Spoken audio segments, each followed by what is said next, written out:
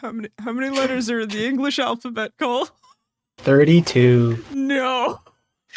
Oh, no, hold on. I want to hear what other letters there are. Yeah, go through the whole alphabet right now. A, B, C, D, E, F, G, H, I, J, K, L, M, N, O, P, Q, R, S, T, U, V, W, X, Y, Z. And then there's also the question mark, the ampersand.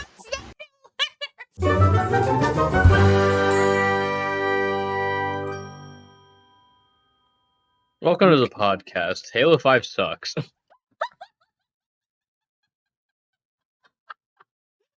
I'm Alina. I'm Peter. I'm Cole. And if you couldn't tell by the low effort intro, we're talking about Halo 5. I'd say it matches it perfectly. I don't have a single bias here. Yeah. You also don't have a single good thing to say about it seems. I have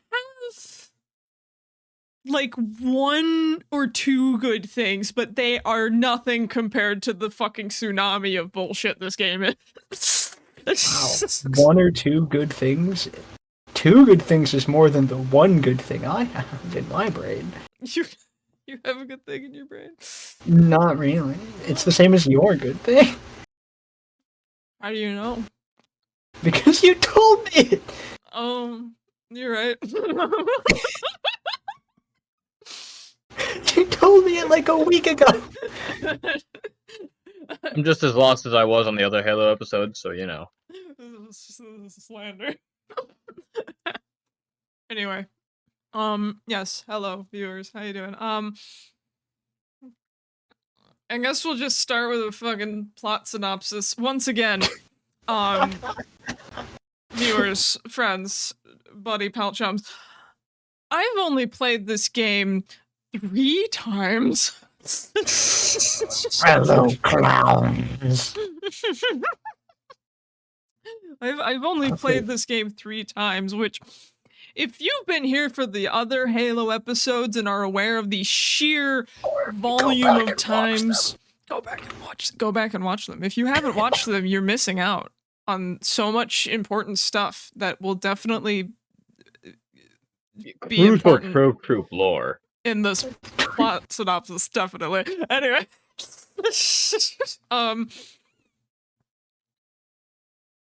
If you've watched those ones, and you should watch those ones, you know that I've played most of the other games at least 10 times. Mostly Halo 4 I've played a few times. The others I have played probably thousands of times at this point.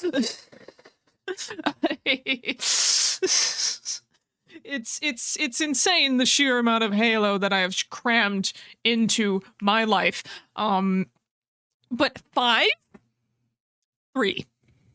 playthroughs. And the third time was when we played it together. Yes, the third time was when I dragged Cole through the entirety of the Halo franchise, except for Infinite. We still need to do that one. We're not done with that one yet. No, we didn't do that one yet. You got it. We're gonna do that in like a week now.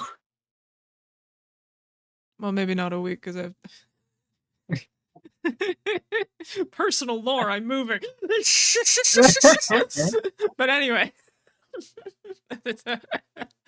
My address... Anyway. My address. Beep.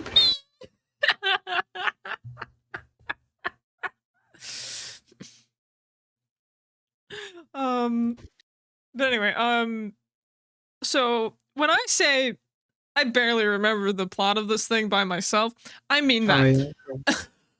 So I'm gonna use the wiki mostly here. I'm not gonna plagiarize it or anything. I'm just gonna use it to just wake up the dormant parts of my brain. And That have repressed Halo 5. that have repressed Halo 5 from my memory. And we're going to. We're just gonna go through the plot. This is probably gonna be really fast. Say that right It's now. worth noting, I feel that like I feel like I have a pretty decent like game memory for most of the Halo games. Like I remember at least the broad strokes of what happened. I could not tell you fuck all that happens in Halo 5. Which is really funny, because it's the most recent one you played, too. It is! Well, technically the most recent one I played is the beginning of Halo Infinite, but It's the most recent one that you've finished. yeah. Yeah, and I remember so little like concretely about it. seriously, it's okay. Before It we get into the feels like plot synopsis nothing here, happens the whole time. yeah, it's just before we get into the plot synopsis here, like we're gonna switch it up a little bit, and just get straight into the criticism of the storytelling of the game, because it is so bad at it. It is so horrifically bad at storytelling. Like the other games, you play it once, like Cole, you play it once and you get at least the gist of what's going on. Yeah, at least the Right? gist of what's going on. Yeah, and it's like, if you played it as much as times as I have, you know every little detail, but like, play it once, you get the idea. Halo 5, I've played it multiple times. I have no fucking clue what's going on. I've never known what's going on. I will never, I know of the big plot point. That's it. And that's because the big plot point is so fucking in your face. the big one. The big one, which we'll get to that. But for now, let's get into the plot synopsis. So basically,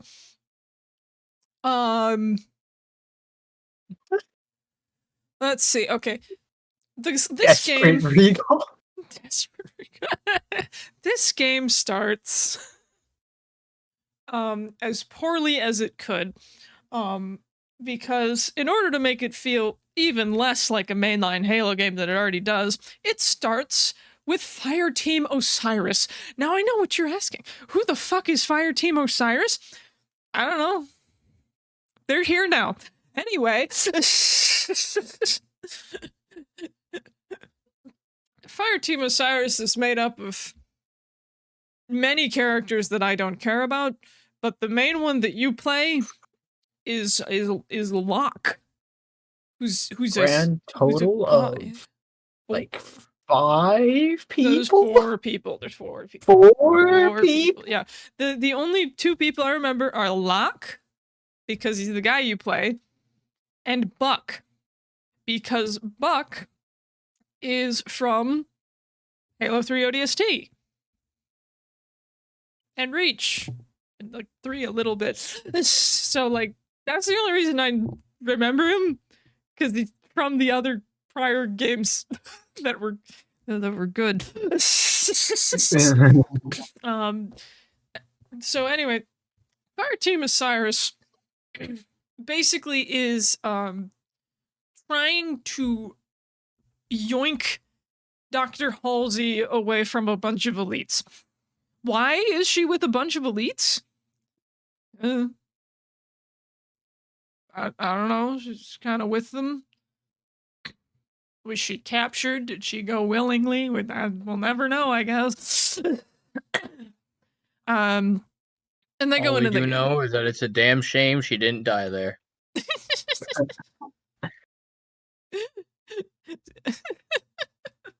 I love it when people die.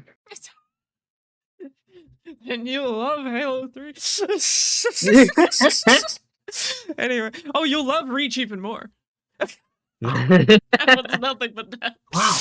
Reach is actually the first Halo game I played. Yeah. It's the only one I've played, and it shows.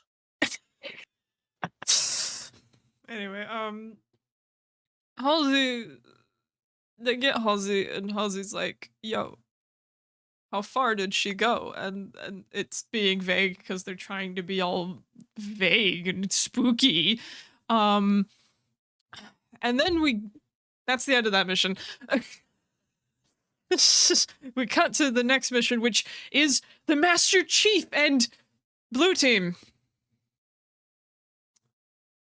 You know, Blue Team?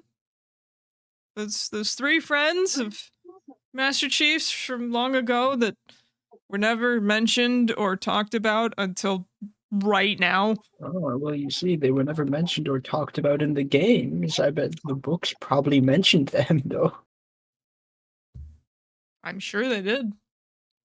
But as I've made abundantly clear, if it's not in the game and you don't explain it when you shove it into the game, you're doing a bad job. So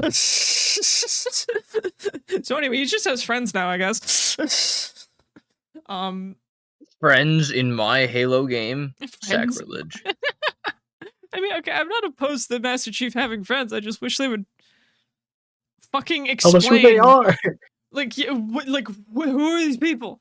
Why have they not been mentioned until now? I think they were thought to be dead, but they were actually somewhere else. If the books like actually killed them, and then 343 was like, "Oh, lol, they're actually alive." I'm as far as I'm aware, book lore has always been weird as fuck and kind of confusing. I've not read them. That's just what I've heard. That's fair. Don't put it in the game though. Anyway. If you have a multimedia franchise and the lore is connected, maybe do this nifty thing called explaining things. Yeah. If your core audience and the core of your property is the video game, maybe explain things in the video game. But then people won't go buy the book. Context cost extra. It sure does. It sure does. Pay us 30 cents right now. Pay us $5. So you can figure that's out several times the amount of money I say. the amount of money you said would have made sense in the 20s. Look, man, I'm desperate. It is the 20s. 1920s.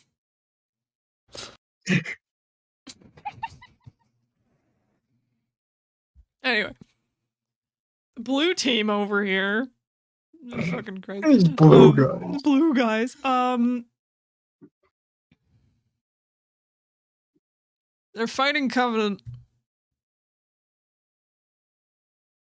Yep, no, that's their whole mission. Anyway, at some point in that mission, one of the stupidest sequences I've ever seen happens. Because everyone who's played Halo knows what hunters are. Big, spiky boys run at you, shoot giant plasma cannons at you, will crush you if you let them. Hunters, right? They've been around since game 1. But apparently in Halo 5, we're acting like we've never encountered them until right now. In fact, we're gonna introduce it like it's a spooky game. Woo! I'm sure it would be effective for someone who's never played Halo before. But if you're someone who's never played Halo... Why are you starting with 5? Yeah, why are you starting with 5? People who do this in real life don't make any sense to me. They don't make sense to me either. It's like, and like, it would only make sense to me if, like, you got the game exclusively to play multiplayer with your friends and not for the campaign. Like, that I would understand. If all of your friends are like, oh my god, you should get this, the multiplayer's so fun, and then you're like, okay, sure. And you get it, and you don't care. Or if Halo 5 was free. Yes, that too. But that is not the case. Halo 5 was at the time, standard $60 game. And now I'm sure you can find it at Walmart for $4. You probably can't even find it at Walmart anymore. Probably not. Just like, no. No more physical copies. um, but yeah, no, it's weird to me that in the 5th installment we're showing off a very well-known enemy like it's brand new. It's dumb to me, but that's a small pet peeve compared to where we're going. At some point during this mission, the Master Chief sees a vision of Cortana. And I will not be upset about this because this happened in 3. God, did it happen in 3. So, you know, it's already an established thing. That's fine. Yeah, and you can have psychic visions of Cortana somehow. yeah, I'm gonna assume it's because he's part fucking computer and she just like sends a signal. That's the only way I can see it working. Either that or he's crazy. He could just be crazy. He's just insane, and for some reason the insane hallucinations in his head have led him to victory. By sheer coincidence. Anyway. That would be really funny. That would be so funny. But Well, you know what they say, if you're insane, but, you know, you win, you're not insane. History is written by the victors. And Master Chief never loses. And therefore, Master Chief has written all of human history. Correct. Oh no. Okay, but he sees a vision of Cortana and she activates a giant winged machine. And she's like Meridian's next, bitch. And then the vision ends, and his friends rush over to him because I think he fell in a hole beforehand, and they're like, "Bro, you okay, man?" And he's like, "I gotta go, Meridian. I gotta get my Cortana back." And they all The woman in my head who called me stud muffin, she's maybe alive, question mark? Because if you remember in 4, she died. So he's like, whoa. Visions mean she alive. Okay. And so he's like, abandon all other missions. We need to go to Meridian. And his friends are like, what? And he's like, I saw a vision. We need to go. And instead of his friends going, I think he has a concussion. Let's just finish this mission. They go, oh, I'm with you, bro. Fuck it, we ball. I mean, in all fairness, if the Master Chief looks at you and says, I had a vision, I'd believe him. Yeah, I'm not gonna be the first to say, bro, you're crazy. I mean, okay, even if you don't believe him, you're gonna say no to the 7-foot-tall super soldier. Well, they're also 7 feet tall super soldiers. Okay, yeah, but he's the Master Chief. He's the only one who acts 7 feet tall. He's the only one who acts 7 feet tall. It's not. Are they tall? Are they 7? They're taller in their armor, right? He's 7 feet outside of it, or am I? No. He's 7 feet in the armor. Okay. Outside of he's like 6 something. Okay, he's much more reasonably tall. Yeah, he's never out of the armor though. So. I mean, not in game. I imagine he has to like. Well, okay, yes, but I mean, it's kind of sweaty in there. Well, yes.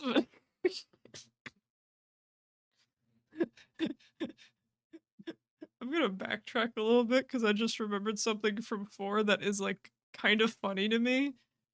So you know how in 4 he was like in cryosleep for 4 years?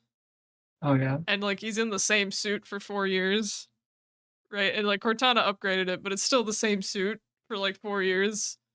And then they go on that whole adventure. But he gets picked back up by the UNSC because fucking course he does.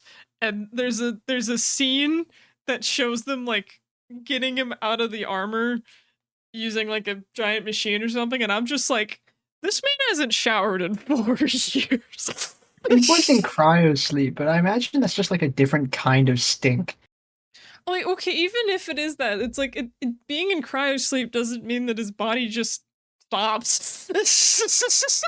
Wait, doesn't it though? Isn't the point of like, isn't the theoretical point of cryo freezing, something like flash freezing someone like that, that they are I don't, basically dead?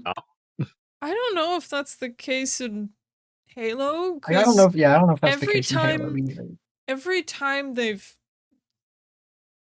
I guess the rare times they've used cryosleep, it was like we're moving Mr. Choif off of Reach onto the Pillar of Autumn, and then we're just gonna fucking yeet the ship towards the nearest Halo ring by an oopsie daisies, and then we're gonna wake him up like a week later. Like, I think the 4-year stint is the longest that's been in a Halo game. So I don't know. He's probably stinky anyway, because He's we probably, did yeah. go into cryosleep after he had like He done a went, whole death run. he did a whole death run. He was fucking whole finishing off the Flood and the Covenant all in one go, and then You know what? You know what, Alina? Actually, I don't think that man's seen a shower since the end of Halo 1. I think since the beginning of 2. That is also what I meant. Okay, yeah, I okay, think you're right. I think the because start of 2 was the earliest since he's had the God, closest to a shower. yeah, because like from 2, he goes on the whole game, and then he gets on the Ark, not the Yeah. Ark, the Forerunner ship from Thing. High Charity, and it gets fucking launched into the planet, and he's like, he crash lands onto the planet in 3, and then fucking Sergeant Johnson finds him, picks him up, and they just keep going. He has not had a chance to shower He since hasn't the even had a beginning of chance 2. to like remove the armor.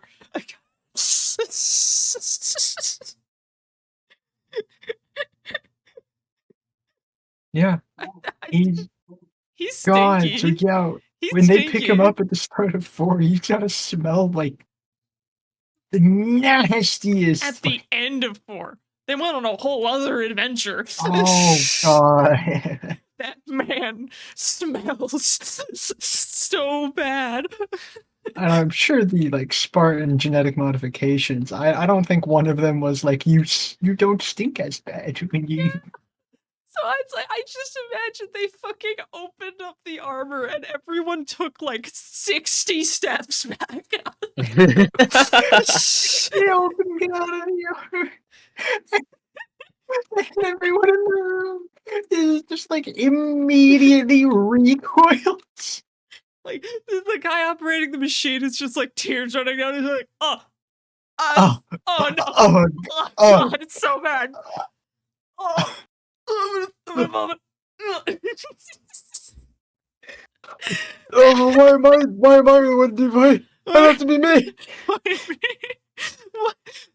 bet it started with like, oh, it's such an honor to take the Master Chief's armor off and help him get reacquainted with the UNSC, and then just fucking opens and just, oh. Someone goes blind immediately from the smell. It's like the seam on the armor like unseals a little bit, and it's just like a waft of like just pure like green yellow smoke. When did he ever go to the bathroom? The closest person goes blind and unconscious. God. Anyway. He's not stinky by 5 anymore. No, he's fine by 5. I'm sure he's fine by Oh, 5. do one good thing 5 does. Yeah, the one good thing 5 does is give Master Chief a shower.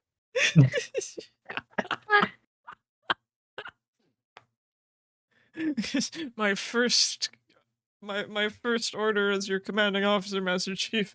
Yes, sir. Take a fucking bath. Like, my God, man. And actually, He's saying goodbye. that is actually kind of almost the banter I could see in the earlier Halo games, where Johnson tells you stink. What in the Sam hell did I just smell?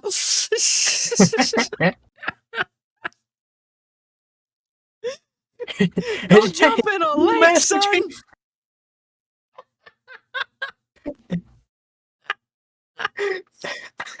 Master Chief, care to explain what? Oh, go shower.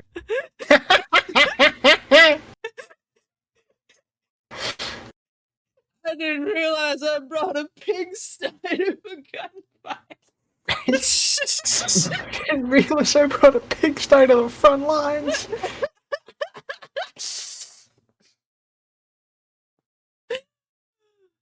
Okay, anyway.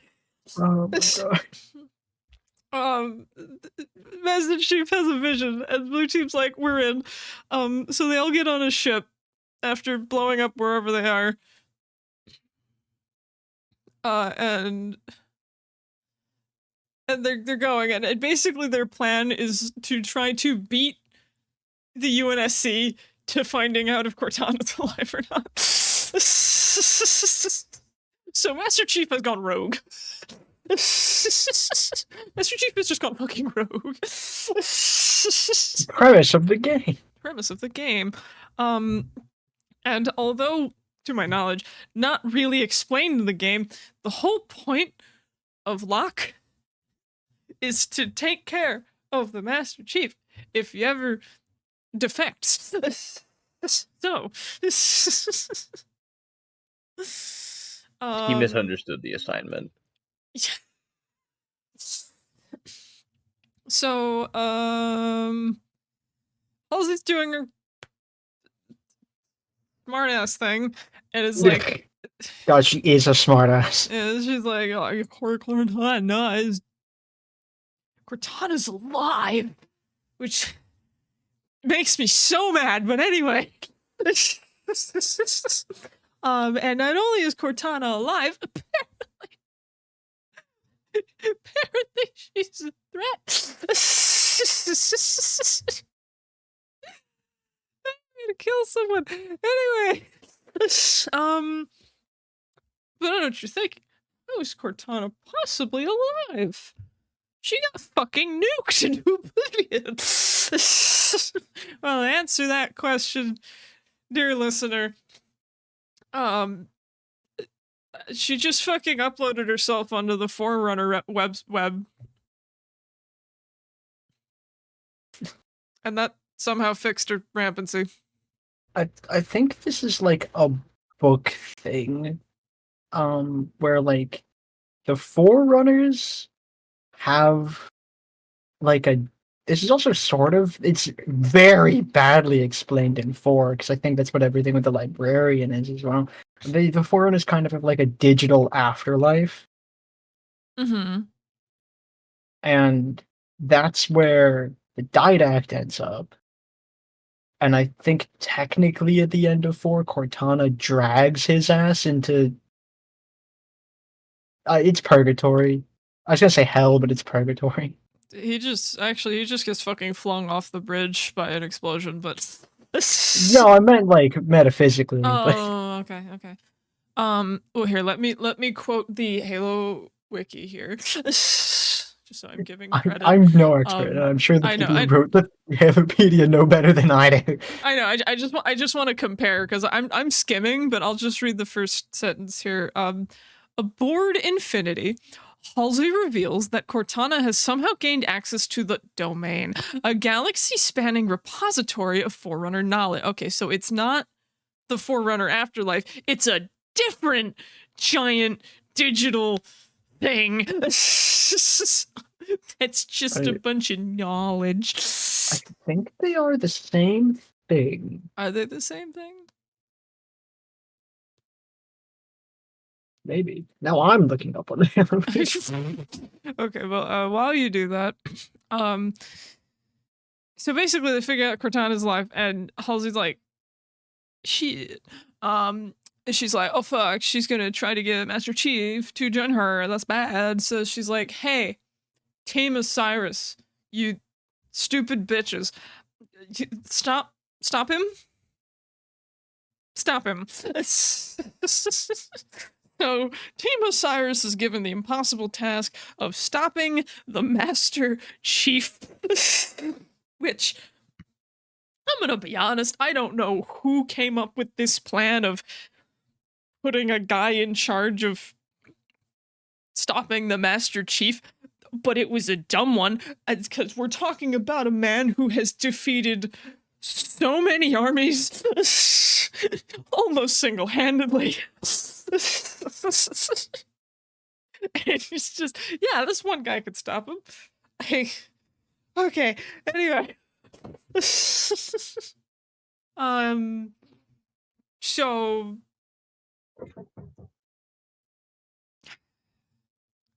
So Cyrus goes to chase after Blue Team. And before we get too far from the domain stuff, do you want to know what the Halopedia says about the domain? Sure, what does it say about the domain? I'll go as fast as I can through the first paragraph Go in the ahead. overview. Yeah. The domain was an immaterial reserve of knowledge and collective experience viewed by the Forerunners as the essence and living expression of their culture and history. In addition to the ancestral impressions and memories contained within, information could also be stored and retrieved from the domain for practical purposes. There was a mysterious quality to the domain despite its ubiquity in Forerunner culture. Its exact nature or origin remained largely nebulous even to the Forerunners. Due to these abstruse aspects, abstruse. The Forerunners treated the domain as something mystical and transcendent. It was regarded with reverence and connected to their religious beliefs. So it's not like an afterlife, but they would like record ancestral memories in there. Huh. Okay. Interesting. But anyway, so here we get to one of the actually decent concepts that Halo 5 tried to implement and failed. And that is world exploration. Now, don't get me wrong, the other Halo games have done a lot of world exploration, but a lot of them also just mostly take place on the Halo rings. I think 3 is the one that's done the most, other than 2, but 2 only did it because you were playing 2 different characters. But it all ended up on the Halo ring anyway. What 5 does is it actually explores different parts of the UNSC. Or at least the humans. So the next place that Osiris goes to is Meridian, like in Master Chief's vision. But it's actually a human colony on a planet. And to me, that's a really interesting concept because we've never actually seen any of the human colonies other than Reach. Like, they're just not in the games at all. And so it would be really cool to be like, oh, well, what sort of culture exists on this colony or this colony? Except this is Halo 5. Man, it sucks. This neat idea sucks in this game. Yeah. So, It sucks that all these sequences are bland and forgettable. Yes, it's unfortunately done poorly here. Now, another interesting concept that is in this game that I do actually genuinely like is the governor of the Meridian colony, which is Governor Sloan, who is an AI. It's an AI governor. And everyone seems to like him a lot. So he's an interesting character. He is also suffering from rampancy. Similar to Cortana in 4. And he just fucking hates the military. So I guess the reason I like him is because he's acting the exact same way I would to Osiris too. Begrudgingly acting towards them.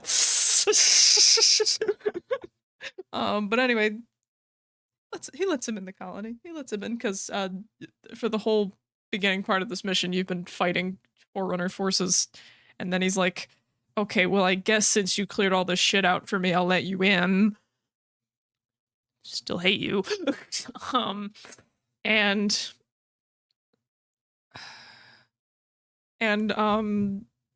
then we get one of the parts of the game that I don't like. Now, this is a first-person shooter game. First-person shooter games, typically, you run around and you shoot things. It's pretty basic. So it's a little weird to me when I'm in my first-person shooter game that the next mission here is to put your gun down and go talk to random people in some of the stiffest dialogue I've ever heard in a game in the Halo franchise. Now, like, these sorts of missions are fine to me generally in gaming. They're okay. In Halo, no. I would have been fine with them even in Halo if they weren't written so badly, and if you didn't have to like navigating that fucking colony was a nightmare. I had no idea where to go ever. At some point, There's during a playthrough, I just gave up on the mission and just started seeing if I could jump out of bounds. that was more engaging Like, than trying to find where the fucking guy we were supposed to talk to was. the layout was horrible of the colony. The people in the colony were extremely uninteresting. And it's just, to me, in a game series like Halo, this would be better as a cutscene. Like, this would be way better as a cutscene, in my opinion. It could even be a long cutscene. I'd be fine with that. Yeah, it's not like Halo hasn't had long cutscenes at this point in the franchise, or at least it's not that other first-person games, other first-person shooters haven't had long cutscenes. Because I feel like sometimes we're talking about things that feel Halo. It's also just occasionally overlaps with like older game design. But it's like at the point in time that 5 was coming out, it's like it was not at all uncommon for there to be like longer cutscenes. Yeah. Like Halo. And I think that's one of the things that, sorry, I think it's one of the things you could adapt into Halo without it feeling weird. Yeah. Like, Halo is a story-driven game.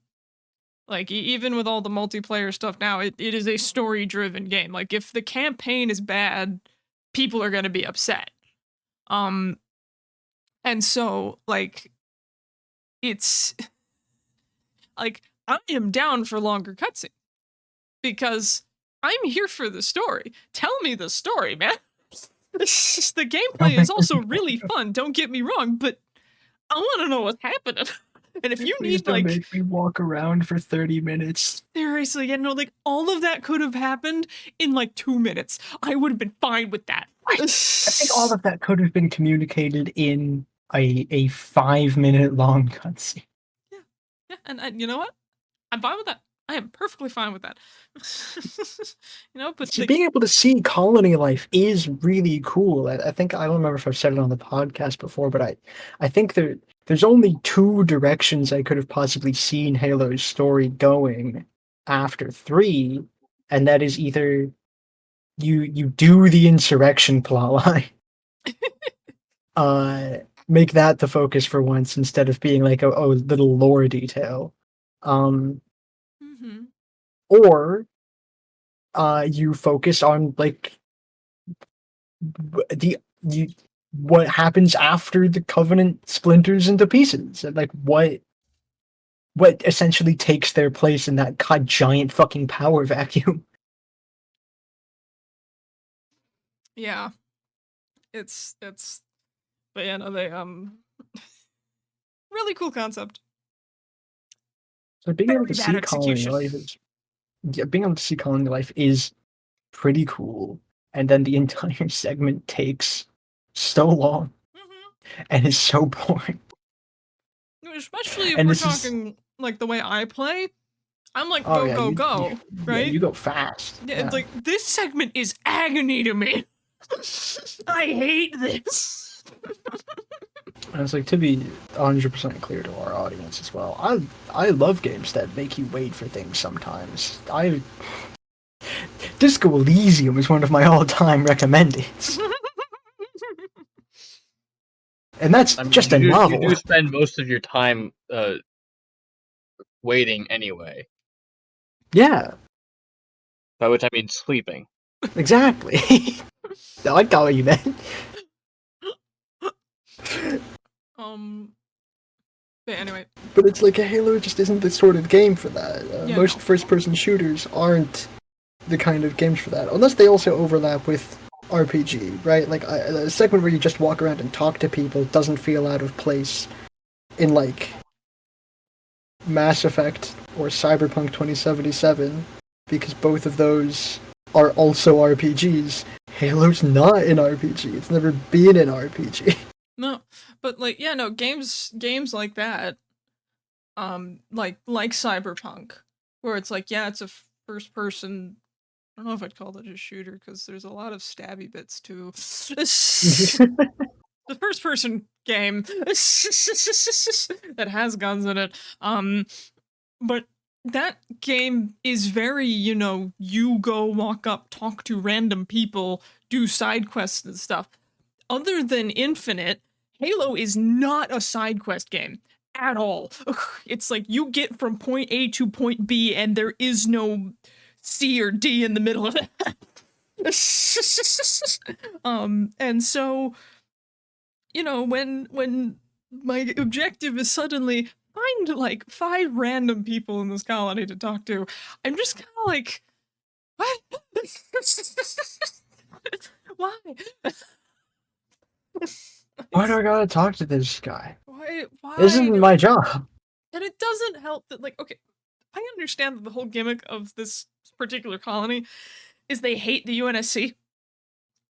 I get that because I think it's not a UNSC colony. It's a different organization's colony or something, but like they really do not like the UNSC.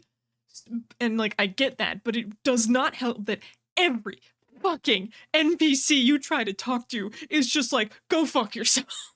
I'm just like, hey, This may come as a surprise, but like the Halo games are not typically not where people look if they're looking for like scathing criticism of the military-industrial complex. no, no. In fact, 1 through 3, military is the fucking best thing in the world in those games. You don't get anything better than the military. I don't think it was until 4 where they actually started doing things like, oh, he's a commanding officer, but he sucks ass.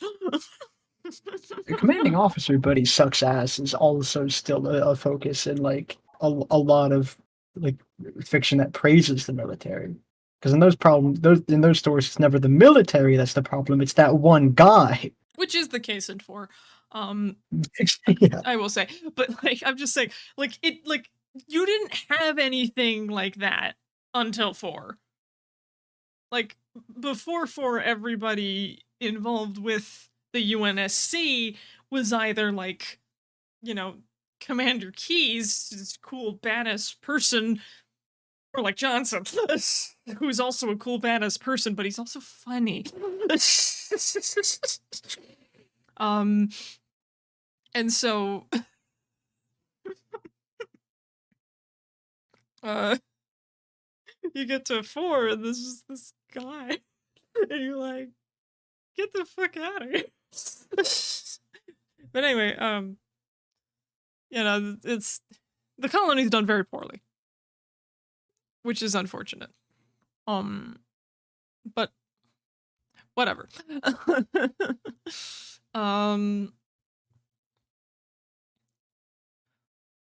Where was I?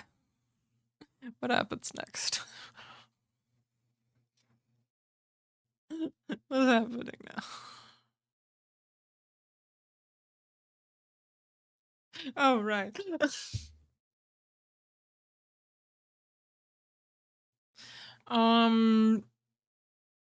Right, so basically they do all of this only to discover blue team was already there. They're already way ahead of them. Because, of fucking course they are. The Master Chief is the leader of their team. So, Osiris is like, oh shit, so they gotta follow them in. So they're following them, and the Promethean forces, the Forerunner boys, are like, cool, we gotta stop them. But no one tries to stop them harder than the Warden Eternal. This guy. The Warden Eternal, at first, is an interesting addition, and slowly becomes the most annoying addition to the game, gameplay-wise, because the Warden Eternal is a boss fight. It's a boss fight. Now, Halo has had a single boss fight in the past. In Halo 2 at the end, when you fight Tartarus, Chieftain of the Brutes. It's not a very sophisticated boss battle. I can beat him in like a minute. And I'm not saying that because I speed through it. I mean, genuinely, if you just have a sword and you stab him at the right time, he will just die immediately. So, Halo Don't has. you fight him like a bunch too? I've fought him many times. But yeah, no, there's.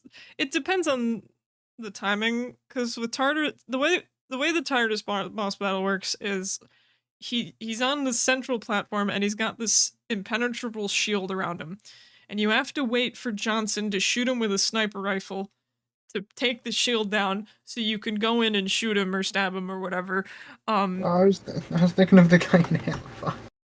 Oh, no. My brain skipped a thing. Oh yeah, no. But yeah, no. So the only way Tartarus is challenging is if you don't get the timing right.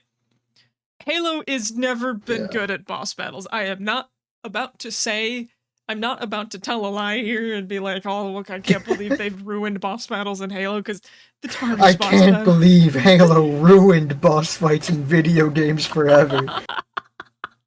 Like, what? Like, as much as I love Halo, that one boss battle in 2, I barely consider it a boss battle. It's not that great.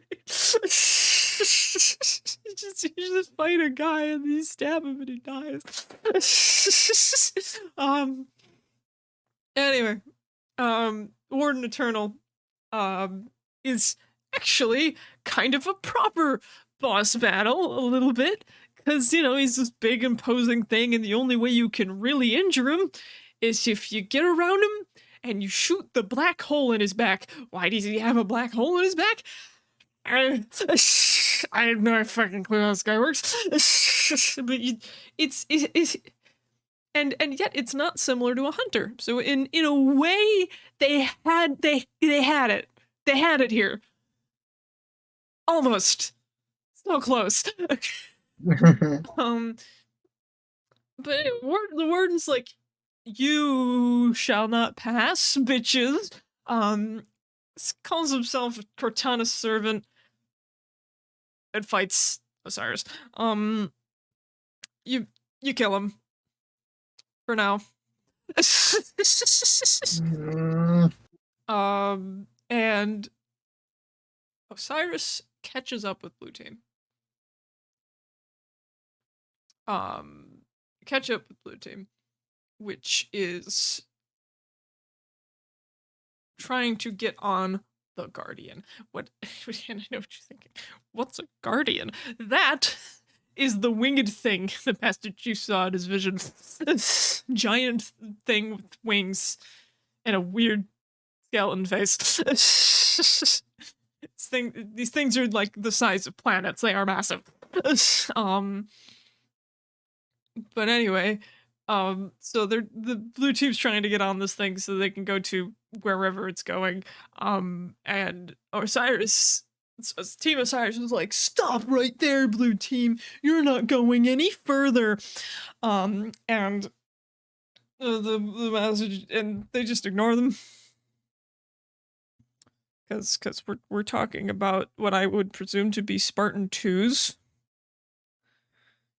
Yeah. Against a bunch of normal people in upgraded armor from Spartan 2 armor, but not genetically modified people. Yeah, if I recall correctly, the way the in-universe power scaling goes is like a Spartan 2 out of their armor is about as strong and fast as a Spartan 4 in their armor. Oh, God.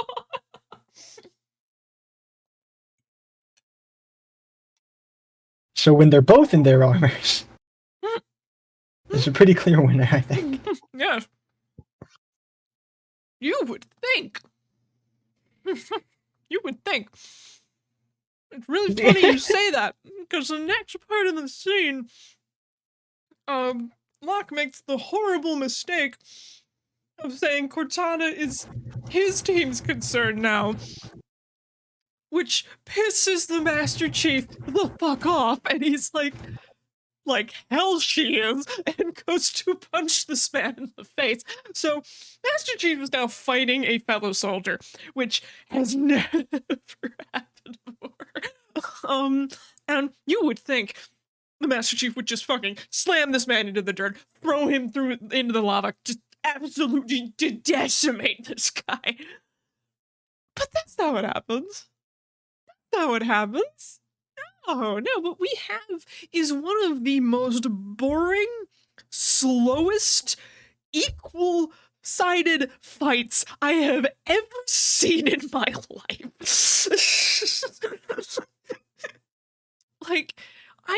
It is such a boring fight. I have never been so bored by the Master Chief punching a man. And it's like they're actually like equal. Now, you could argue that the Master Chief was trying to not crush the man's skull. It's like, I don't think he wants to kill a person unless they're with the Covenant or the Flood or with the Forerunners. But the fight's still equal until Locke makes a second mistake of breaking the Master Chief's visor. And then the Master Chief continues to fight this man in a slow and boring fashion, but ultimately wins.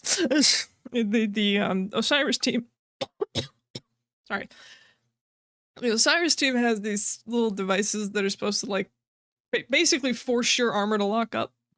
So they can just, I guess, pick you up like a fucking statue and drag you back home. But he tries to pull this on the Master Chief, and the Master Chief's like, "No, fuck you," and shoves it on to Locke's armor instead, and then Locke is locked up.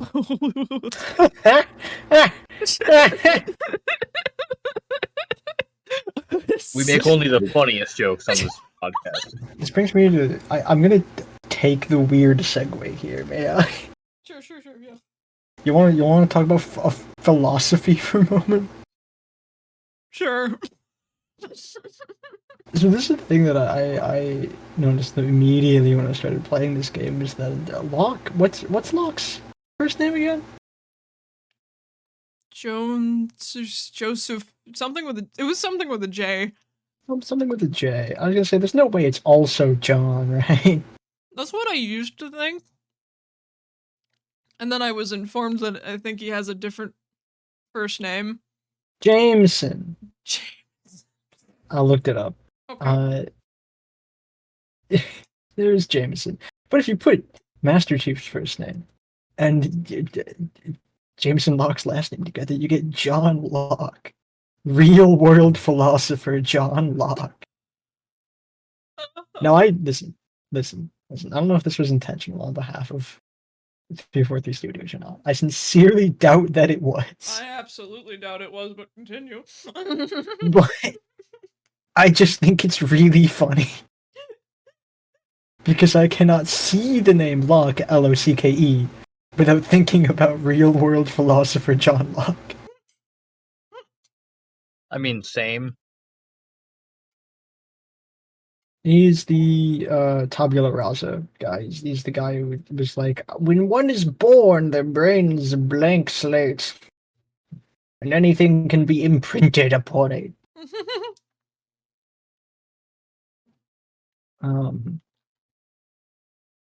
He's also like we needed other stuff too. That's what I know him for. Babies are fucking nothing. Babies are nothing. You look in their head, it's just a void. Cut a baby's skull open, see the goo that comes out. See how there's nothing in the goo. John Locke, no, not the baby. It's fun. They don't have souls. They have no experiences and therefore don't have a soul yet. They don't have consciousness either. Everyone knows that you spontaneously gain consciousness at the exact moment you turn 5. I will now prove my philosophical theories by taking a chainsaw to this baby's skull. That's the thing that I know him for is the idea that like when you are born, your mind is like a completely blank slate and everything. That everything is instead determined only by your experiences. You have no innate properties of your own. There are no innate properties of your personality. You gain everything through your life instead of being born with things. Okay.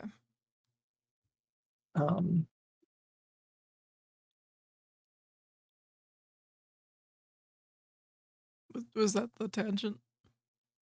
That was the tangent. I'm just trying to desperately form a connection between John Locke and this fucking guy, but there's none. There's nothing in John Locke's brain. Anyway. Johnson Locke, whatever. Jamison. Jameson, whatever. This bitch ain't got no brain in him anyway. John Locke was before even like Immanuel Kant. Kant? Kant? K-A-N-T. Kant. Thank you. Before that guy. I do the work for you and then you just ignore it. Yeah, sometimes. He was before Immanuel Kant. Who I think also did a lot of like theories of the self stuff. I can't It's been a believe long time since it's been a long time since I looked into any of this stuff. I interrupted your sentence for a second. Sorry.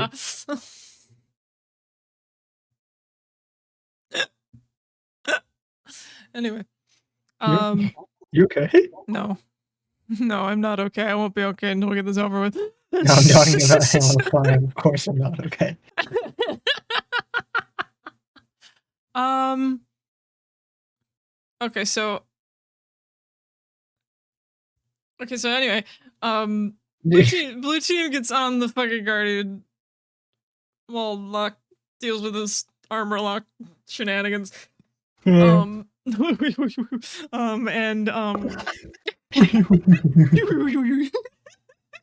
and then the Guardian starts to leave, which is really fucking bad because I don't know if you remember this, but it is the size of a planet. So Team Osiris gotta get the fuck out of there. So the rest of the mission is them trying to get the fuck out of there. And only barely succeeding.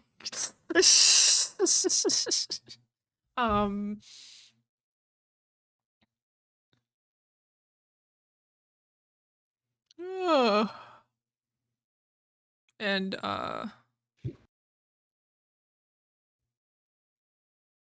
right, in that process they use the pulses, the because the Guardian's making a bunch of pulses.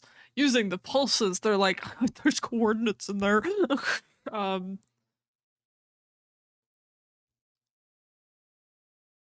think maybe. I don't remember. Let me read. Hold on. Right.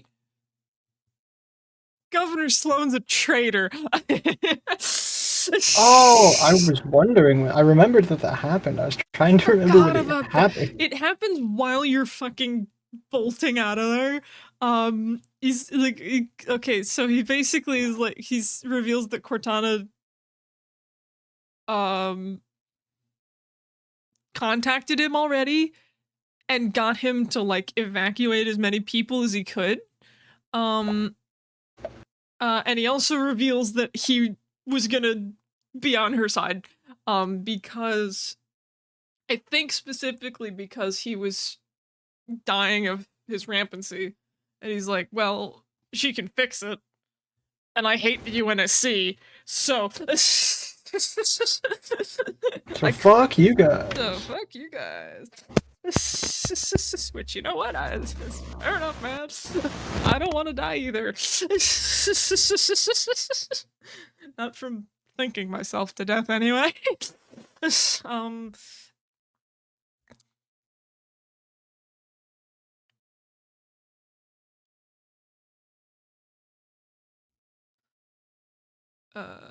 Anyway, okay, yes. So they get the coordinates from the Guardian, and they can follow. They use that. They can use that to follow it, basically, to where.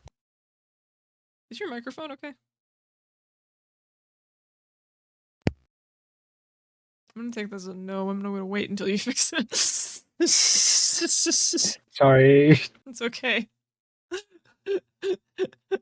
Anyway, so basically they can use the coordinates of the Guardian to to get to the blue team. Go back to blue team. This game's a lot of back and forth. Blue team ends up on a Forerunner world, and realize that their little guardian friend here isn't the only guardian that has shown up here, because there are a lot more guardians here.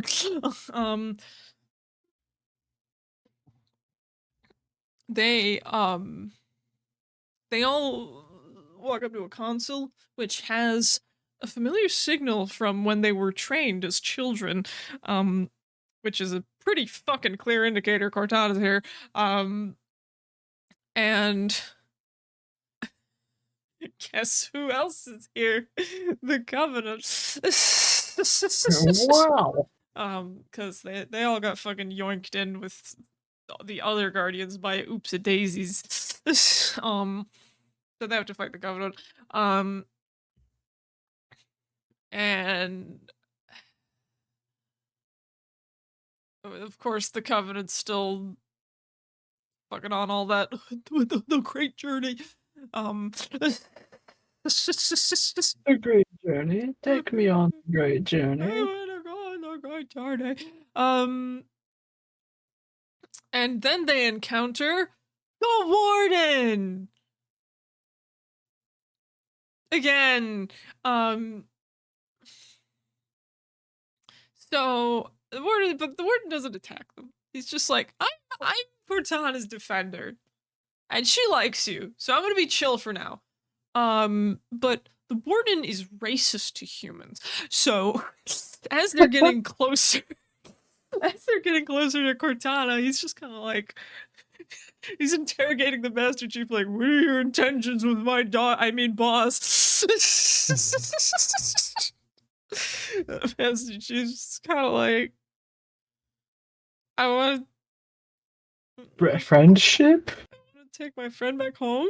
Warden's like, nah, and then attacks them. So you get to fight the Warden again, and I know what you're thinking. Is he more powerful? Did he change up his moveset at all? And maybe like this, he's moved the black hole since the last fight because he realized it's way too fucking vulnerable. No, he's exactly the same. It's the exact same fight. I love it. Anyway, they kill him again. And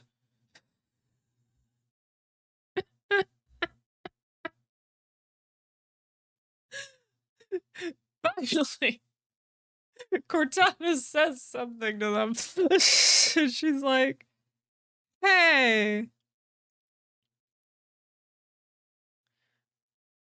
I'm gonna explain how I got here. So she explains how she got here, which, according to the wiki, she explains that she arrived at the planet aboard the wreckage of the Didact ship after it was dragged through slipspace, and that her rampancy was cured by accessing the domain. Sorry, not ascending. What? She The weird esoteric properties of the domain. I guess that makes sense, but it still feels like an asshole. Yeah. Okay, it's like, what slipspace? When did the wreckage go through slipspace? It's wreckage. Did you did that somehow? When did that happen? Did the wires somehow cross to be like, we're just in slipspace now, and just get fucking sent? Like, it got nuked. You can see it in bits and pieces falling around the Master Chief and Cortana at the end of 4. Like, there is nothing left of that thing other than, like, parts. Genuinely, I don't know. I have no idea. It is just an asshole. It is genuinely just an asshole. It doesn't make sense. It would have made more sense to me if she was like, I realized there's a fucking Forerunner cloud and I uploaded myself to that. That would have made sense. I would have been okay with that. But no. Somehow we opened up the slip space on the rubble and somehow managed to find a Forerunner planet, even though we had the first time we encountered a Forerunner planet was in Halo 4.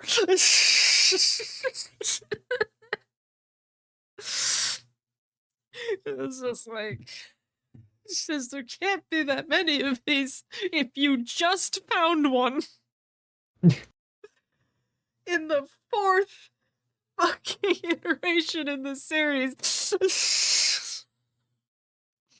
Like, I fucking can't.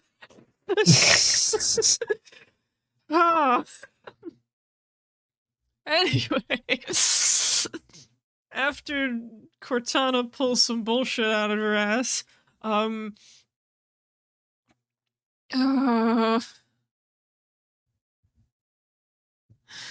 she fucking leads them around the planet to meet her, because she still sees the Master Chief as her friend, even though she's changed a little. So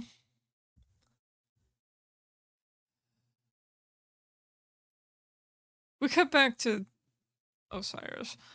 Osiris has realized that they need help.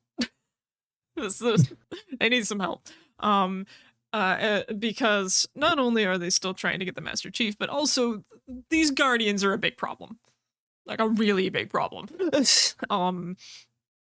And so they go to get the help of the Sangheli, otherwise known as the Elites. So they go to Sanghelios, which is the elite homeworld. And they're escorted by the Swords of Sanghelios. And they go, and they're basically trying to get help from my boy. My sweet boy, the Arbiter. Now, normally I would be ecstatic about this news. In fact, I was when I first played it. You will soon realize why I'm not. But anyway, so basically, what you learn is that the Arbiter currently is leading a bit of a civil war with his peeps because some of the elites don't fully agree with the Arbiter after he came back and was like, "Yo, Covenant was lying." And they were like, "Nah, I don't believe you." And he's like, "Fuck." It's too damn bad. So basically they're having a bit of a civil war at the moment. But more specifically, you gotta get the Arbiter out of there because he's kind of cornered at the moment. So the Team Osiris goes to basically save the Arbiter. So you go and save the Arbiter. There's not really much more to it. And by the time you get there, it's pretty clear he doesn't need any help considering there's an entire army at his doorstep. He has barricaded nothing. He is just fending for himself and winning. Which, kudos to you, game. That made me feel good. He's just cool. He's cool. He's a cool guy. But anyway, you basically recruit the Arbiter. Whoop-de-fucking-do. You recruit the Arbiter and his warriors. So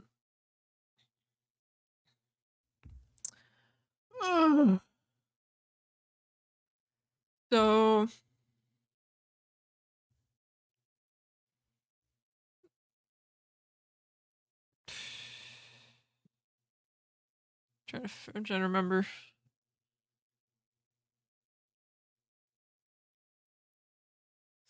Wiki help. I have to sound that. Wiki.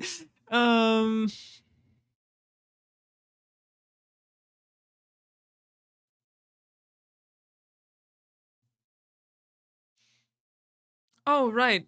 One of the other bits that suck. So I think, yeah, after this, after that, you get the Arbiter out of there, and you end up at a Sanghili camp, right? Which, again, not a problem. But once again, we have one of these sequences where you put your gun down, you go around and talk to people. But this isn't a situation like the other one, where you get to talk to multiple people in a colony. No. This time you get to talk to Halsey, who then tells you to go talk to Arbiter, who then tells you to go talk to Halsey. Meanwhile, both of these people are 20 feet away from each other. It's the worst implementation of it possible. This is the most pointless segment of the game. This, okay, you could make the argument that the colony walk around thing, you could make that a walk around thing, you could make it cool, you could make it work. This, make it a cutscene. For fuck's sake, why can't these people talk to each other? Why am I the messenger? And why does the message only go 20 feet away from one another?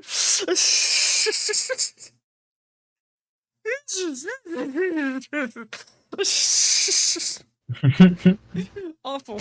It's horrible. It's such a time waster. The only good part about that segment is there's a fucking grunt sitting on a cliff and he says silly things. That's it. That's all you got. Anyway, after that pain,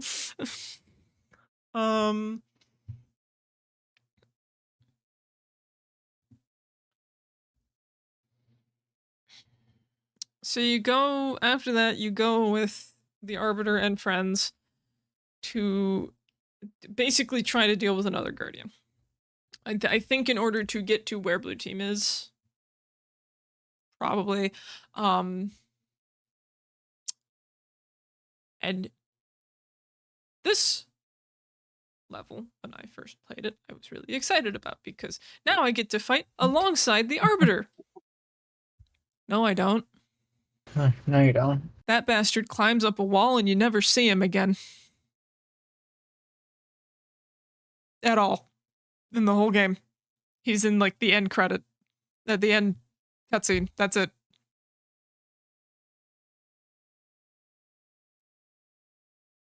Come back, Arbiter. It makes me so mad. Like, this guy, the Arbiter, is such an integral part of the prior games. And we're just gonna throw him into 5 because, ooh, look, it's his character, you know. And then just fucking yeet him into the darkness and never see him again. It's painful. It's just painful. Like, come on. Give him a better comeback than that, man. He gets nothing. He gets nothing. You save him, and then he's on a mission with you for a whole 5 seconds, and then he's just gone. It's ridiculous. But anyway, you go, and the Sangheili have another objective, which is why he basically fucking abandons you, because they're trying to stop the Covenant that are on Sanghelios, but and Osiris does help them, but their main goal is to get to the Guardian. And so basically Osiris gets to the Guardian, board it, and then it enters slow space. And they go. They go to wherever all these Guardians are going, which is this Forerunner planet Blue Team's on. So they manage to get on the Forerunner planet, no problem. They attempt to contact the Master Chief. And then they do not get the Master Chief. They instead get a monitor. One of the many monitors that are part of the Forerunner system. Not 343 Guilty Spark. Thank God. And not Tangent from 2. It is 031 Exuberant Witness. Who is fucking pissed right now because she has been locked out of the systems of this planet that she runs because Cortana and Warden locked her out because they're doing their own spooky shit with Guardians over here, and she's upset because she's like, this is my planet. Mine! You can't just fucking take my planet. So, but in her anger, she also explains what Cortana's actual plan is, which is a dictatorship. Hooray! Yay! Yeah, so basically what Cortana's planning to do is to use the Guardians in order to, quote-unquote, enforce peace. And by that, we mean, if you agree with her, she'll be nice to you and give you everything you need, and if you don't agree with her, she'll fucking nuke you out into oblivion with a Guardian. Until there's nothing left of you or your kind. I love keeping the peace. Yippee. So, big problem here.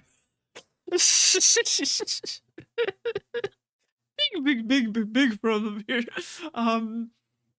And so the Osiris team's like, oh fuck. And they're like, woo, we gotta get the Master Chief back. Nah, he's fine. He's fine.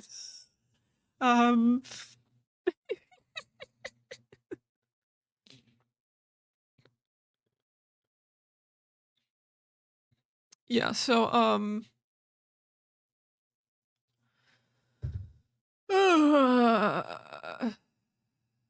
yeah, so the monitor exuberant witness over here, she helps Osiris, mostly because she has gotten them to agree to help her get her power back. And they're trying to get to the gateway, which is a link to the domain. All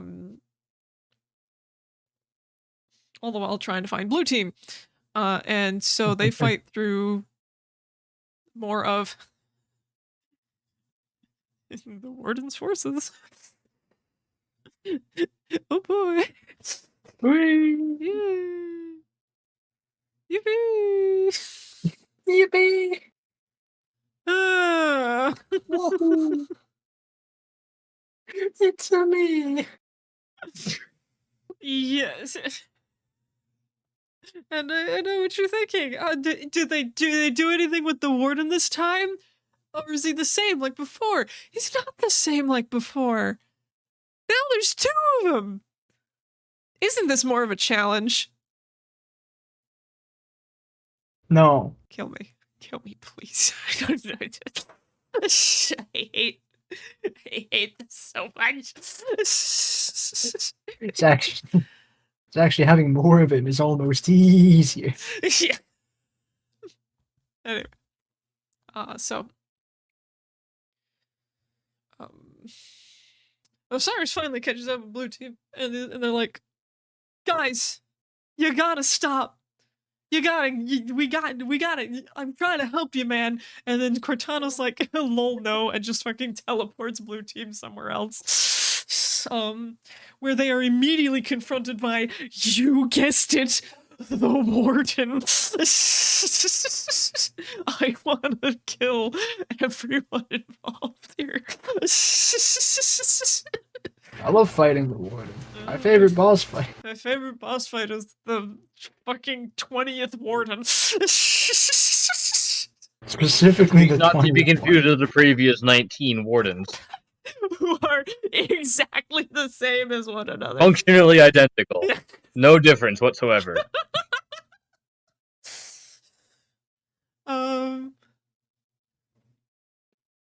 Yeah, so the warden confronts Blue Team again, and he's trying to convince Cortana that they're a problem. They're a threat. So this time you're fighting 3 of them. Oh boy.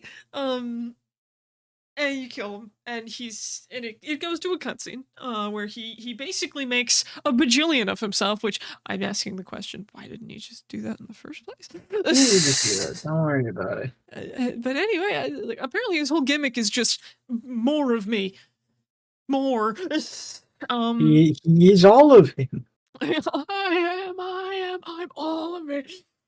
Anyway, Cortana's like, fuck you, and just killed every version of him in the span of a millisecond. And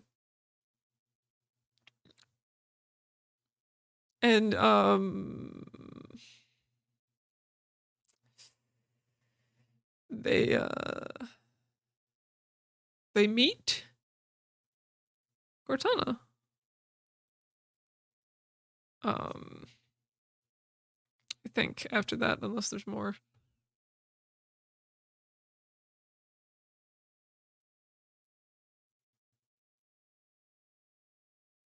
No,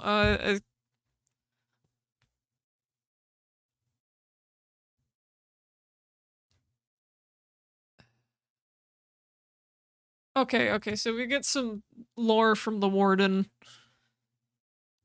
Some warden? Lorden. And I'm just gonna read the wiki here again, because I'm not about to try to summarize this.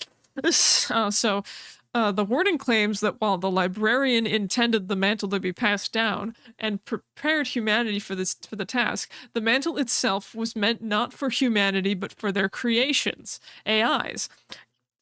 Yeah, because the Forerunners could have predicted that. But the Forerunners apparently a single Forerunner was capable of creating the genetic destiny of the human race.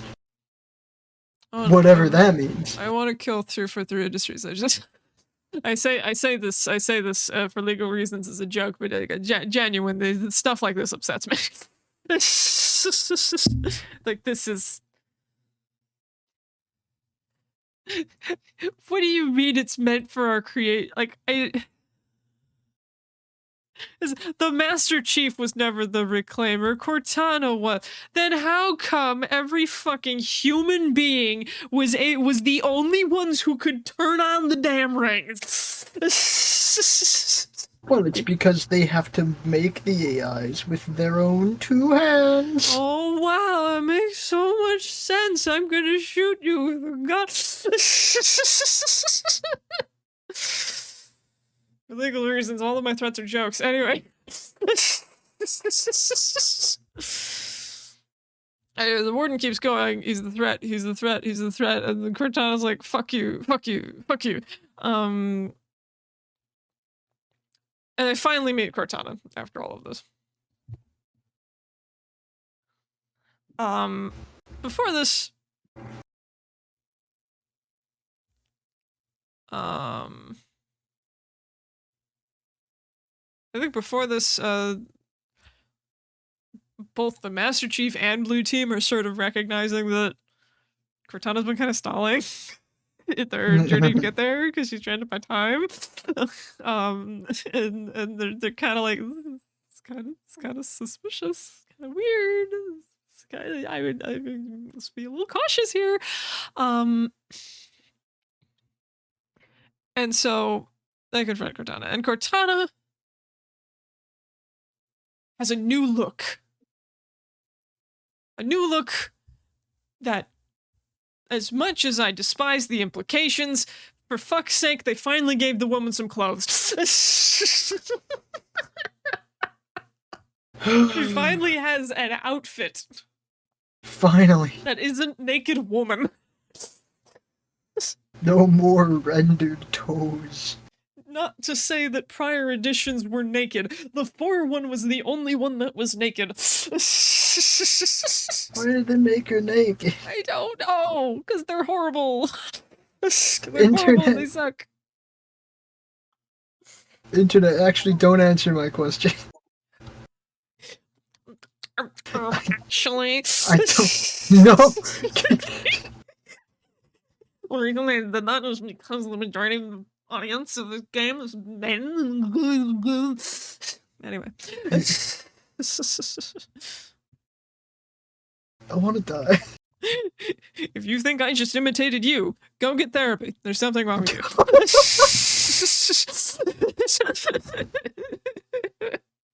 Anyway. They gave her clothes. There's the one improvement here. And the Master Chief and his gang are like, hey, Cortana's like, OMG, Mr. Chief, I missed you so much. Look at what I did. And the Master Chief's like, yeah, about that. Because Cortana obviously explains her plan to Master Chief. She trusts him. And he's just kind of like, okay, but like, what if people don't want your help? And she's just like, I guess they die. And he's like, okay, Sucks but, like, to suck. listen, we can back out of this. We can chill. We can listen. I'm your friend. You're my friend. I don't want you to get into a situation you can't get out of. And then she puts them all in a ball.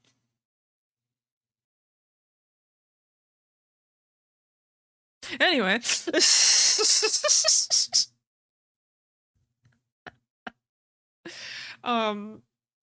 We got back to the Team Osiris. Yay! Team Osiris is having a time of their lives because they're the Guardians are being deployed because Cortana's going along with her plan, and they're hearing all of these transmissions from other AI in the UNSC that are like, I'm with you, girl. I agree. I also don't want to die by thinking myself to death. Yes. I think that's the main draw for most of them, but yes, it's essentially just a bunch of AI going, I don't want to die. I will do whatever your plan is. And so living more than 15 years? Sign me up.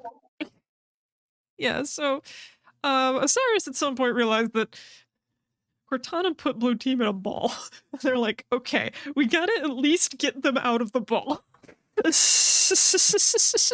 orb. It's impenetrable. Yeah, and so, you know, they go and they're trying to get to her and blue team, and this whole time Cortana's just like fucking insulting the shit out of these guys. Like she's calling them like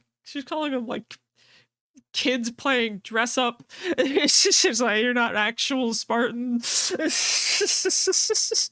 um and you know, like, and Osiris is like, and at some point she starts trying to dig into like their backstories to try to like keep like, I guess distract them from their mission. And Locke's just like, guys, I need you to lock in. Ha ha ha. And Laugh at my joke, please. We're gonna die.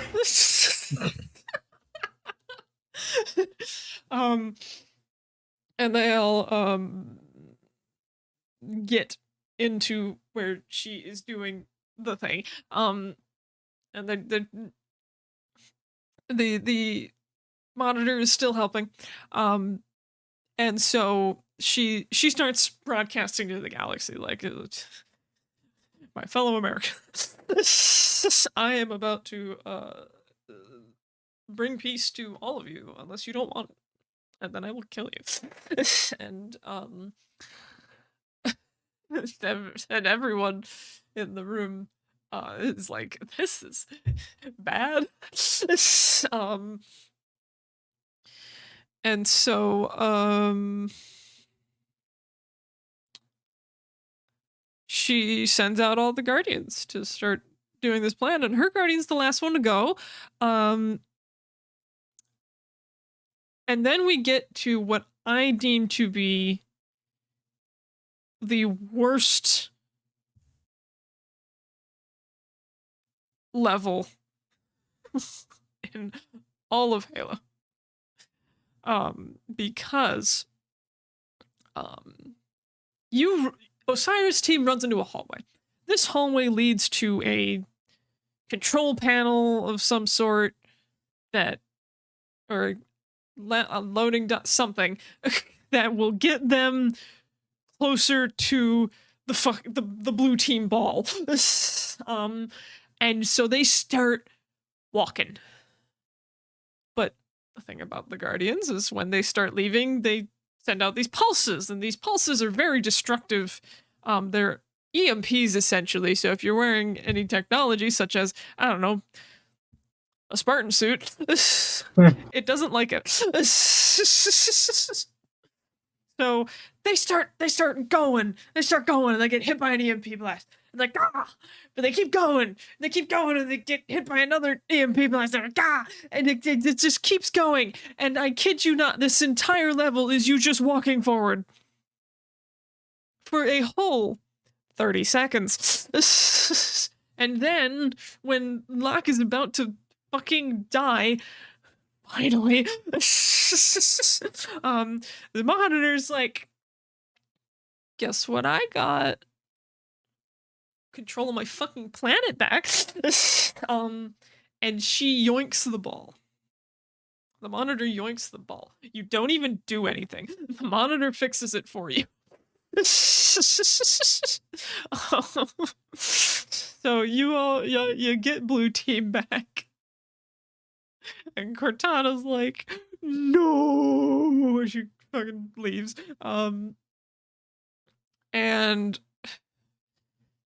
Cortana's plan is instantly happening. She is attacking the UNSC like nobody's fucking business. And then we cut to Sang Helios again, where Osiris has brought blue team, and they're like, yo, we gotta fight Cortana. And then it ends on a we're gonna fight Cortana note as the other game.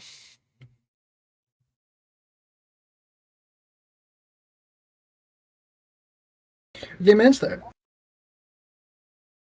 Hmm? Game ends there, yeah. It ended. My favorite part of Halo 5 is when it ends. Yeah, so this game was not well received. Not just because of the horrible campaign story, but because of the multiplayer, which also was bad. Every aspect of this game was bad. And so, not received well. Yeah, no, I didn't get to touch on this, but making Cortana the villain is possibly one of the stupidest moves they could have made. Especially with how they explained how she's still alive. Because, as we talked about earlier, what slip space? It was rubble. There is no way you got a pile of garbage to slip space to a Forerunner planet so that you could somehow fix your rampancy in the condition you were in with some form of access to the domain. Yeah, the web domain. Yeah, the web domain. Like it doesn't make any sense, and especially when it's like in every other Halo game, when they killed a character, that character was dead. Just dead. Unless it was something like Johnson, where I will admit they bullshitted away him not dying in the first game, but his death was never shown on screen, so I argue they could have gotten away with that. But in every other game after that, any character who was like, yeah, they're dead, they're gone forever. Like, death was a very heavy thing in the Halo story. Like, but it wasn't. Cortana is different. It's just... That was a gut reaction.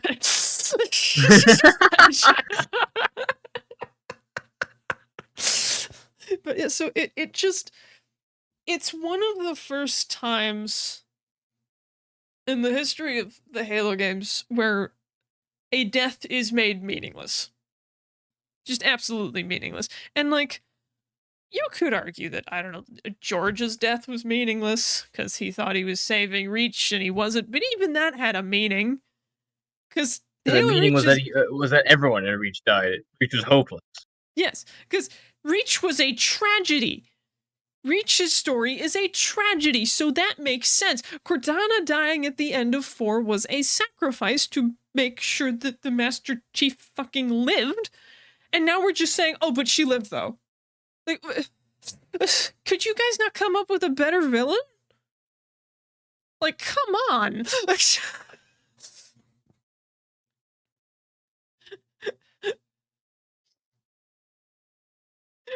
It was a ridiculous direction to take it, and to sort of get into the next game just a little bit, they skip the rest of this arc. that whole like finishing the fight-esque ending to 5, it's resolved off screen. That's how poorly received this was. Yeah. Like Infinite, nothing to do with that plot. Barely anything to do with that plot. Like, they give Cortana her little send-off, even though in Infinite she is actually just dead. Like, they explain what happens after 5, but like, it has nothing to do with what's going on in Infinite. Like, they just were like, no, we're not having you play through that. We are so sorry.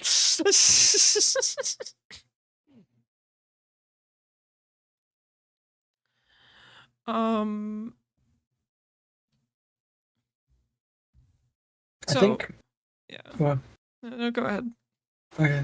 I think one of the things outside of Cortana becoming the villain, which is such an absurdity, Mm-hmm. one of the things that really condemns Halo 5 is the fact that nothing happens. Nothing happens in this game.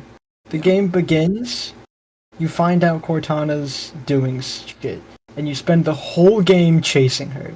And you get to her, and then she leaves. And that's it. Yeah. Yeah, and like, okay, in the other games, yeah, your goal is to blow the thing up at the end.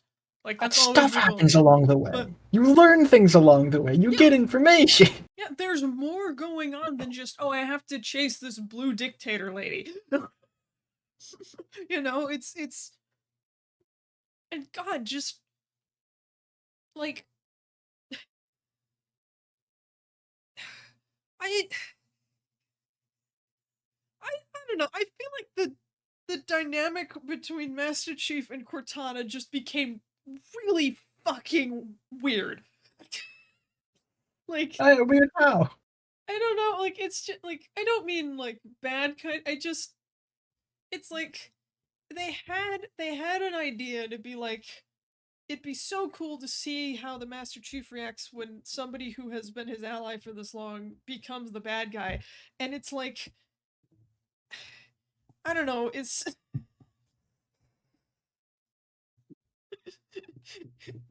I feel like they didn't fully understand how to deal with that.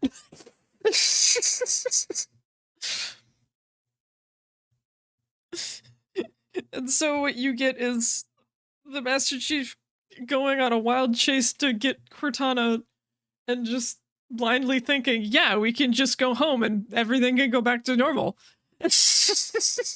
When it's like, he's not that stupid.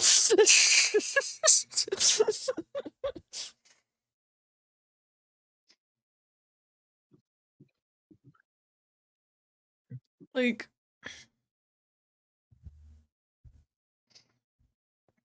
she should have stayed dead. She really should have just stayed dead.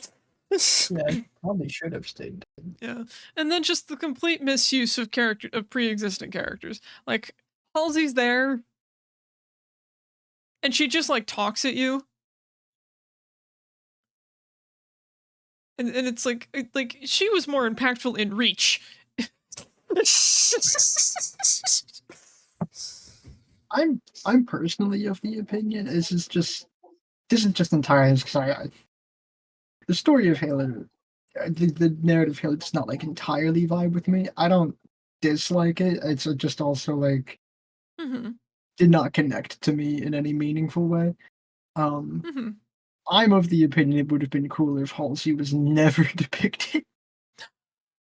If she remains an enigma the entire time and we Yeah. learn very little about her like actual motivations and her actual thoughts. Yeah. I mean, like, I get in Reach, you don't really learn much about her. Other than, like, she gives you Cortana, which is like, yeah. You kind of already knew. They kind of already knew. Like, Halo Reach introduced her as a game character, but it didn't add anything else to her. And in that way, I feel like she succeeded more in that game than she did in 5 or because she was in 4 a little bit also, but like not nearly as much as she was in 5. In 5, she becomes like a full-blown character that you interact with, which then begs the question, isn't she like a felon? Why is she here? Like, is it just y'all can't find anyone smarter? Like, we really that desperate? I don't understand. Like, I know she made Cortana, but you guys have made more AI since then. Like, we really need her here that bad. You're getting help from the same woman that kidnapped children and experimented on them for the quote-unquote greater good. I mean, wouldn't you want advice from... No. I want I her... couldn't even finish my sentence, man. I want her either spending life behind bars... Or just dead. Or just dead. You either get life in prison or the death penalty at that point. I don't care. One of the two, as long as you're not standing in front of me telling me what to do. It's just like, why are you still here? Why are you still here? Just have a heart attack already or something. Aren't you like 70? Jesus.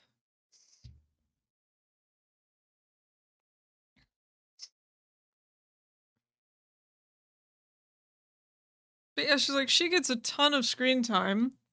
And then we have the Arbiter. Like, I think one of Master Chief's most respected allies. Yeah. Like, they had a whole thing going in 3, and we're just... Nah, these two never talk. Why would they? I've not seen the Master Chief in 30 years. And I still won't. And I never will. Who the fuck is Dr. Cap? Who the fuck is John? But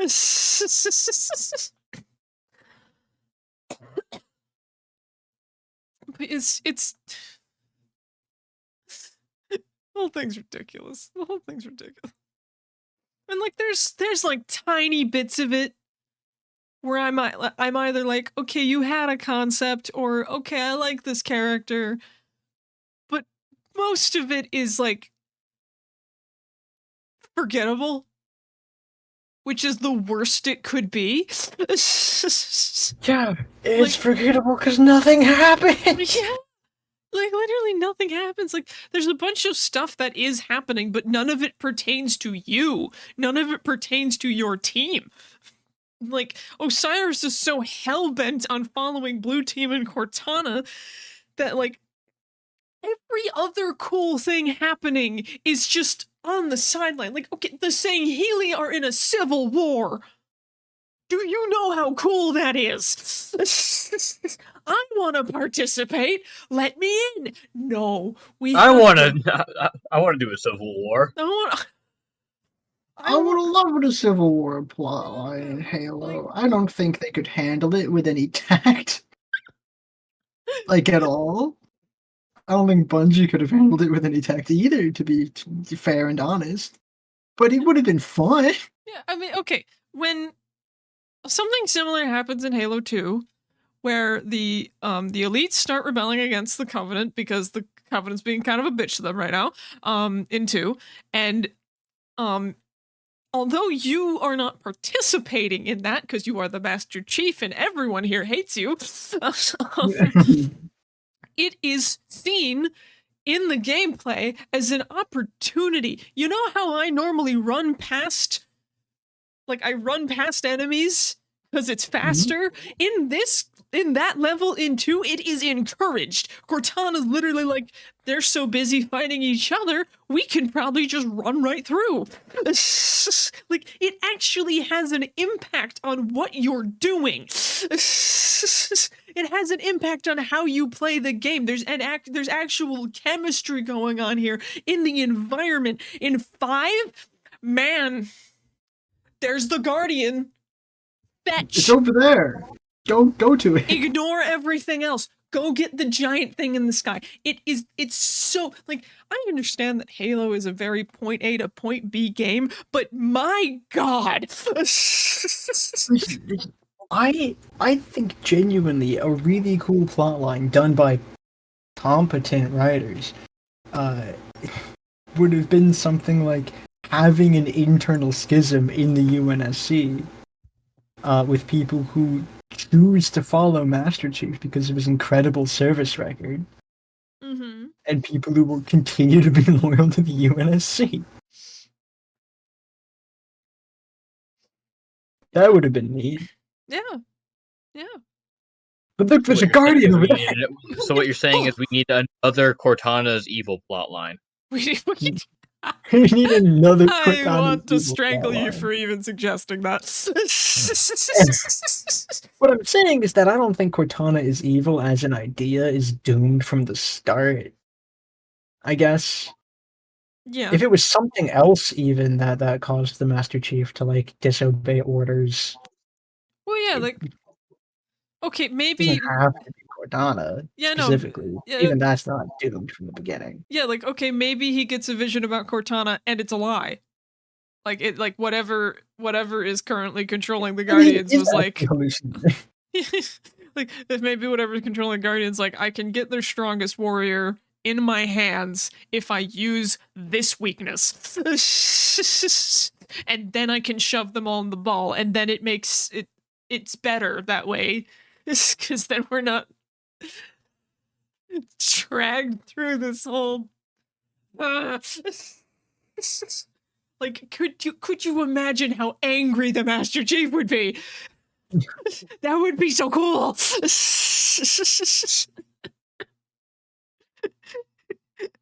Like that man never gets mad. I want to see him get mad. Just...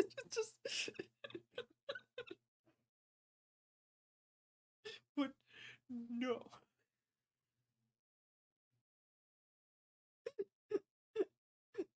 No, we have to make Cortana the villain instead. Because why would we make a new character other than the Warden? This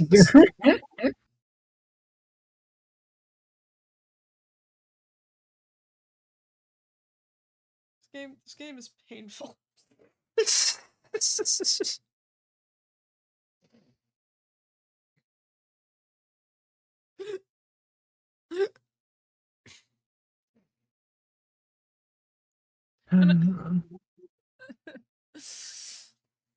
I'm just sighing. Yeah, same.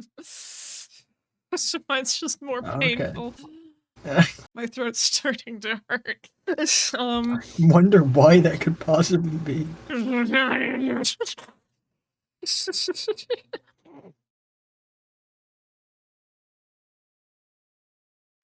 You want me to end it? No. I'm just seething. Give me a minute. Dude, what are your thoughts? Do you have any ideas? I don't have any thoughts on Halo 5. To be completely honest, I haven't been paying a whole lot of attention, but from what it sounds like, most of Halo 5 got retconned after the fact. Not retconned, just skipped.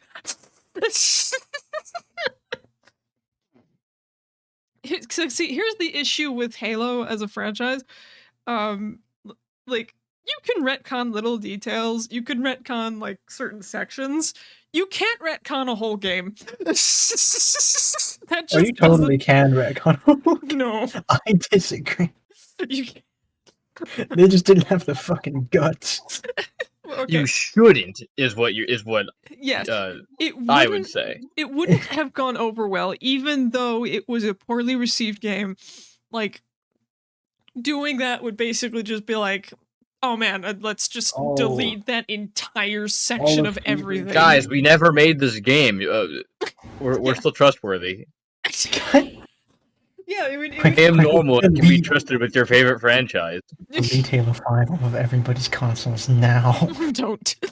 No, I want them to remember their horror and learn. Which they did, kind of. But anyway. Yeah, so 5 was a disappointment to me. For many reasons, but mostly because when 4 came out, I had given 343 the benefit of the doubt. I think I explained this when we talked about 4. I was just like, you know what, 343 Industries, it's not a bunch of new people who have never made a game before, but like this is technically kind of a newer team. It's a new dynamic. I can understand why it feels a little off.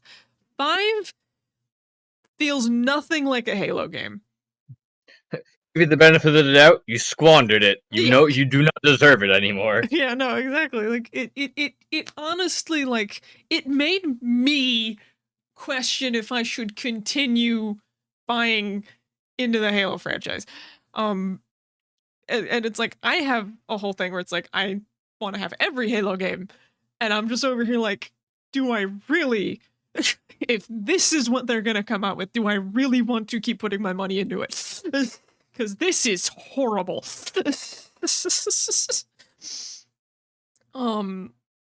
And it put a very bad taste in the community's mouth, just because like the community already was kind of skeptical of a newer team taking over their beloved franchise, and then this happens.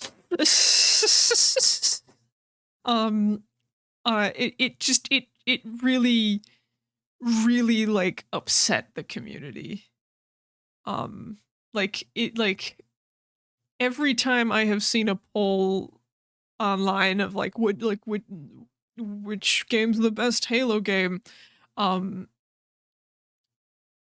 is every time 100% the lowest rated. Like, nobody likes that game. And if they do, they're wrong. And they need help. Because if that's your idea of a good game, Jesus Christ. Like, okay. Getting out of the story even a little bit here, some of the game mechanics, right? Some of the game mechanics are completely useless. Okay, like, Locke, I don't know if everybody has the same moveset or whatever, but fucking Locke has a goddamn, like, jetpack thingy that you can do. I never use it. You can, if you mash the melee button when you sprint, you can fucking punch through certain walls. I've used that, like, once. Like, they added a bunch of, like, commands. There was commands you could throw at the, at your teammates, who, when I played it, were always NPCs. Because who the fuck else is gonna play with me? and it's like it's just it's a bunch of stuff of game mechanics they shoved in, and you don't need to use any of them. They're useless. It's so not only is the story bad, but the game mechanics are bad. Like, the game mechanics, the story, the multiplayer, everything about this game just flopped. It was a disaster.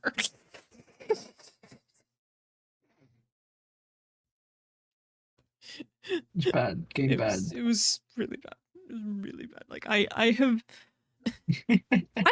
I've played games where I'm kind of like, meh, okay, but like my friends wanted to play them, and it's like, okay, this part of the game sucks, but at least it has this, and this. Halo 5 is one of the first major games I have played, that just everything. There's this, and this. It's just all bad. Everything about it failed. Every single aspect of it failed. Like modern games even, like, okay, modern games, it's like, yeah, a lot of them are buggy as fuck, but at least that's funny sometimes. At least you can get a kick out of that. At least some parts of the game are playable. At least eventually they fix it. Halo 5? I mean, I feel like Skyrim conditioned us for that kind of response to bugs, but that's a different episode. I do not share your opinion, but I'm not going to argue with you right now. Oh, come on. You remember when you played Cyberpunk and you shoved a gun into that guy's head instead of the guy shoved a gun in your head instead of a chip? That was fucking hilarious. That was really funny. See? That's an exception to the rule.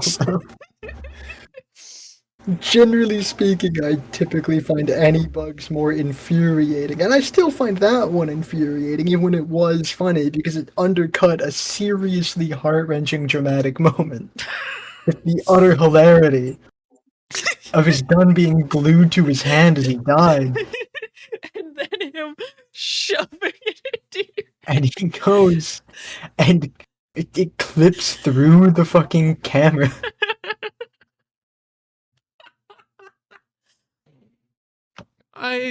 To At least you me, didn't remember the time right then, where I missed shooting a guy in the head point blank 7 times. oh, I remember that too. I know. I also remember that when we played Halo. But I'm not very good at aiming. I've noticed. Audience, forgive me. I'm a bad gamer.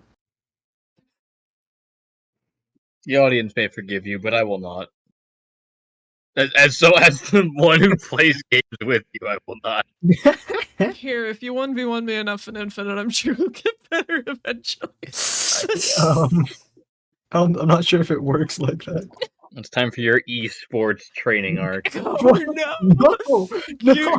Cue the montage. I condemn you to playing League.